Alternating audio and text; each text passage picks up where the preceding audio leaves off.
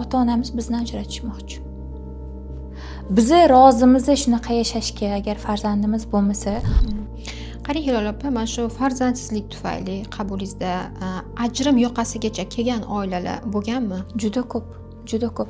Hattoki shunaqa bo'ladi, juftliklar keladi. Siz bizning oxirgi xaloskorimizsiz deyshadi.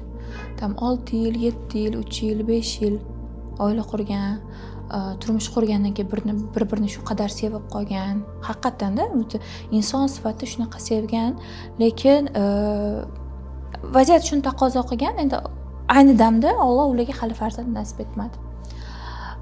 Aytishadi, ota-onamiz bizni ajratishmoqchi. Bizi rozimiz shunaqa yashashga, agar farzandimiz bo'lmasa, hozircha farzandimiz yo'q. Biz ko'namiz shunaqa yashashga. Bizga hozircha to'g'ri keladi. Xotinni o'zi shu narsaga ruhan va jismonan tayyor, ya'ni farzandsiz holatda inson sifatida ikkalariga bir-birini tushunib yashashga tayyor. Albatta tayyor, ular aytishyapti. Hozir emas, balki 1-2 yildan keyin balkim biz boshqa yo'llarni, boshqa alternativa qidirib ko'ramiz. Balki farzand olish haqida bolalar uydan, balki eko qilish haqida o'ylab ko'rardirmiz. Lekin hozir bizga mana shunday yashash qulay. Lekin hali ikkita quda taraf janjal to'polon qilib yotibdi. Eng muhimichi bularda ikkita tomonda ham muammo yo'q.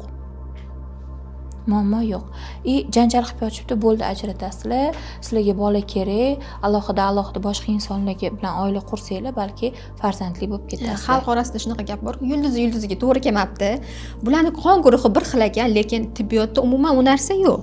Albatta, olib qaraganda yulduziga to'g'ri kelmagan degan gap xalqimiz orasida endi ko'p uchraydi. To'g'ri kelmaganda balki bundan turmushi boshqaga uylansa yoki bu boshqasiga turmushga chiqib ketsa, bolali bo'lib ketadi degan narsa bor. Lekin nima deydi? Baribir emotsional insonda bog'lanish degan tuyg'ular bor, energetika degan narsalar bor-da. Bularni hech kim inobatga olmaydi. Har bitta inson bu albatta ruh va u qalb deb bilaman deyman.